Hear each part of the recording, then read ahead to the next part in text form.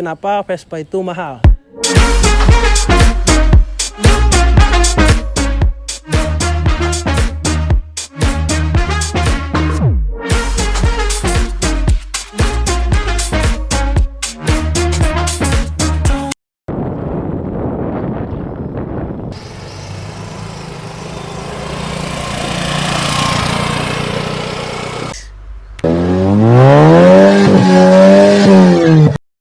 Oke teman-teman, ya udah lama sekali kita tidak bikin konten ya, karena terhambat ada salah satu personil kita kena kasus dikejar ormas. Kali ini kita comeback, biasanya kan review mobil modif ya atau apa segala macam. Kali ini kita bakal comeback dengan nge-review motor nih. Jadi agak sedikit berbeda dari biasanya. Kali ini kita ada motor yang unik, jadi ini pasti sudah tahu kan dari bentuknya. Inilah adalah motor Vespa.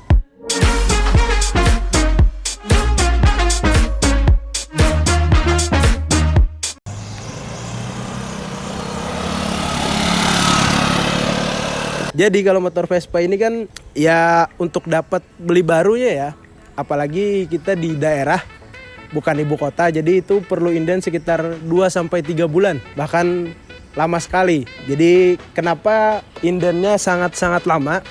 Karena emang pertama unitnya terbatas dan juga permintaan pasar sekarang lagi naik-naiknya, lagi hype-hypenya.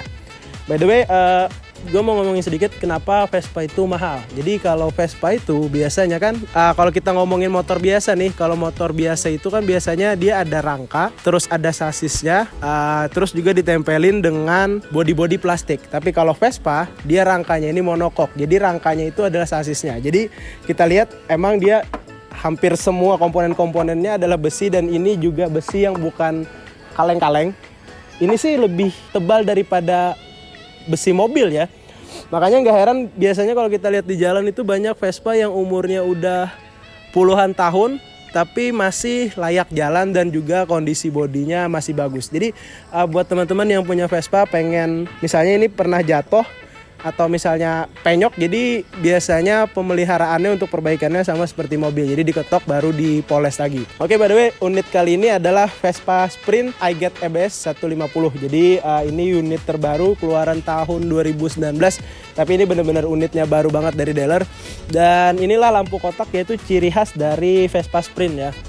Dan lampunya juga sudah LED, tapi kalau generasi sebelumnya dia masih halogen. Nah, dia kalau Sprint ini ada yang 150 dan juga ada yang 125 cc. Dan setiap tipe dari Vespa itu sendiri, yang 150, 125 dia memiliki perbedaan warna dari masing-masing tipenya. Dan juga ini ada kalau yang 150 ada yang iGet biasa, ada yang iGet yang S ya, kalau nggak salah yang S iGet ABS gitu. Jadi ini udah pakai ABS, dan juga by the way ini udah lampunya dia udah LED, terus juga di sini juga ada DRL yang otomatis nyala kalau misalnya kita hidupin. Dan juga ini lampu sennya dia masih halogen. Nah, by the way kalau ini semua adalah besi. Vespa ini yang unik adalah dia kalau misalnya kebanyakan motor kan dia punya sok depan 2 nih. Kalau Vespa dia uniknya adalah dia punya sok 1 yang gede banget, dan ini merupakan ciri khas dari Vespa dari zaman-zaman sebelumnya. Jadi kita lihat kalau ke sebelah sini dia kosong ya. Jadi dia cuma ada 1 di bagian sini. Tapi kalau untuk fungsinya, jadi kalau misalnya apa ya istilahnya, kalau misalnya kalian pakai itu apakah mempengaruhi kenyamanan atau akselerasi segala macam, dia tergolong sih kalau Sprint ini keras. Gue nggak tahu kalau sejenis yang Primavera dan yang lainnya. Oh ya, dan juga tapi kalau misalnya untuk kenyamanan kurang begitu berpengaruh, tapi ini memberikan kesan yang keren dan juga ciri khasnya Vespa. By the way, kalau di motor Matic kan biasanya dia ada komponen-komponen buat taruh botol minum atau taruh benda lainnya. Tapi kalau di Vespa dia agak lebih unik. Jadi kita buka di sini. Jadi di sini ada tempat buat naruh misalnya botol minum. Terus juga ini ada power outlet. Jadi buat kalian yang pengen ngecharge juga bisa. Terus di sini ada soket-soket untuk lampu dan segala macam elektrik yang lainnya. By the way ini plastik tapi didominasi dengan besi semua rangka-rangka dan body-bodinya. By the way ini juga joknya sangat lebar. Terus juga ini kulit dan ini bagus banget. Terus juga ngomongin sedikit kenapa Vespa itu mahal. Jadi karena emang Vespa itu lebih kepada apa ya istilahnya, kalau misalnya kalian punya budget di antara harga 50 juta kan, which is kalian bisa dapat motor kayak Yamaha X-Max yang 250 cc, sedangkan kalau di sini kita cuma dapat 150 cc.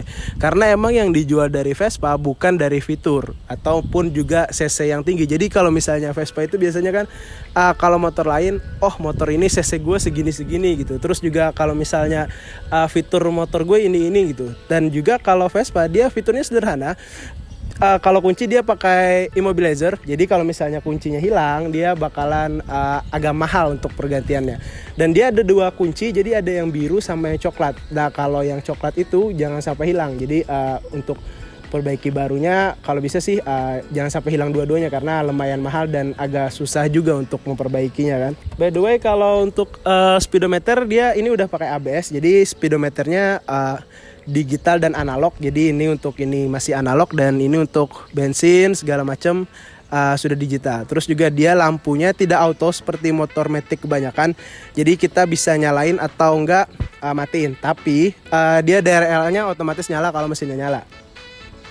Beda kalau kita kupas sedikit, ini juga unik ya untuk spionnya, dia terkesan krum-krum mewah gitu dan juga bentuknya unik banget, nggak bulat gitu. Terus kalau kita coba starter dan kita dengerin suara mesinnya.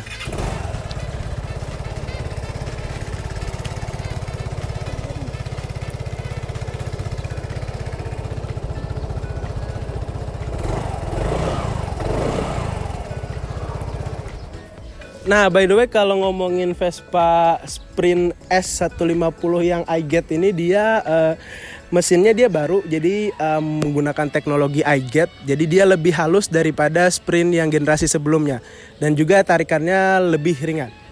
By the way untuk segi ban, dia bannya ini ringnya kecil ya, cuman lebar, jadi sekitar 12 inci kalau nggak salah. Terus juga ini jadi membuat terkesan terkesan keren lah karena dia kecil tapi lebar gitu. Dan by the way ini juga lampu belakang sudah LED, terus juga lampu sennya masih halogen biasa. Dan ini biasanya kalau ada beberapa Vespa yang pengen buat banyak naruh barang, dia bisa taruh box lagi di sini gitu untuk sekedar touring. Nah kalau bicara soal bagasinya, dia bagasinya cukup luas dan ini bisa banget buat nampung helm.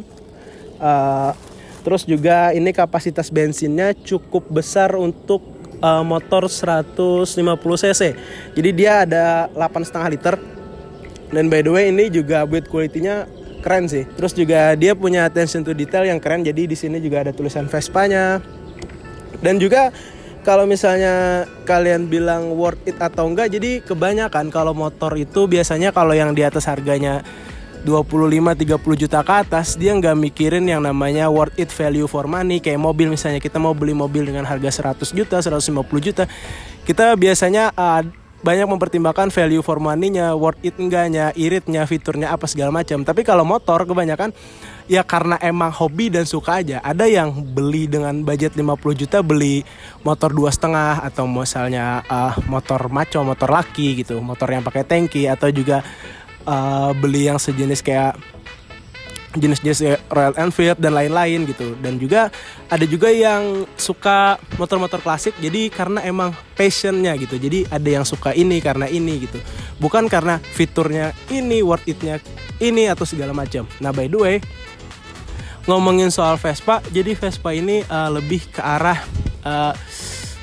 istilahnya fashionable lah. Jadi lebih ke arah gaya dan juga hobi. Tapi kebanyakan emang yang suka Vespa karena emang suka Vespanya, bukan cari yang kenceng-kencengan. Misalnya dengan harga 50 juta gue dapat akselerasi berapa sih, karena emang dia dapatnya dengan mesin 150 cc yang dicari bukan buat kebut-kebutannya. Dan by the way itu juga karena kita lihat Vespa di jalan jadi terlihat eye catching dan beda daripada motor-motor kebanyakan. Jadi kayak looknya keren, terus juga lebih ke fashionable lah istilahnya. Jadi dia value-nya di situ, bukan dari value kecepatan, akselerasi atau juga fitur. Oke, by the way nanti gue cobain motornya dan juga untuk spesifikasi mesin dan lain-lain nanti gue cantumin di deskripsi. Dan gue mau tes gimana akselerasi dan kenyamanan dari motor ini sendiri. Yuk stay tune terus.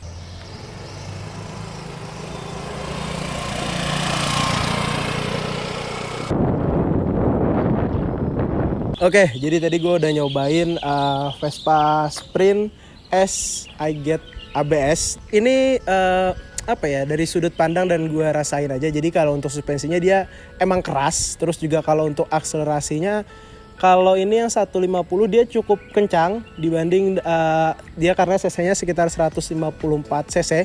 Jadi dia meskipun bodinya berat tapi dia tarikannya cukup kencang. By the way untuk akselerasinya juga oke lah. Terus juga emang kan karena kita pakai Vespa jarang untuk dipakai ngebut-ngebutan dong. By the way juga motor ini sekali lagi karena dia perspektif value-nya yang bikin motor ini jadi mahal. Karena emang dari generasi lama, terus juga made in Italy awalnya, tapi sekarang udah dibikin di Vietnam apa Thailand gitu. Terus juga by the way ini juga tadi gue lupa ngasih tahu karena emang ciri khasnya dari Vespa Piaggio dia ada lambang Vespanya di sini dan juga emblem Piaggio-nya. Terus juga ini ornamen untuk klakson ya, base merah gitu. Dan by the way kayaknya udah sih, jadi untuk akselerasi dia cukup lumayan untuk mesin 154 cc. Terus juga untuk kaki-kaki dan suspensinya dia agak tergolong keras. Tapi yang gak enak adalah ketika berboncengan. Jadi karena di belakang itu gak ada buat naruh kaki, jadi harus naruh kakinya di sini gitu. Jadi agak sedikit risih kalau boncengannya sama cowok. Jadi kan kayak agak kepiting-kepiting gitu. Oke, jadi review kali ini singkat aja karena emang gak terlalu banyak fitur yang harus dibahas. Sekian, terima kasih. Jangan lupa kalian subscribe, like, dan komen. Bantu kita untuk comeback lagi ke level-level seperti dulu. Karena kalau misalnya banyak yang nonton, kita bakal eksis lagi untuk bikin video terus. Jangan lupa kalian subscribe, like, dan komen. Ormas bubar. See you.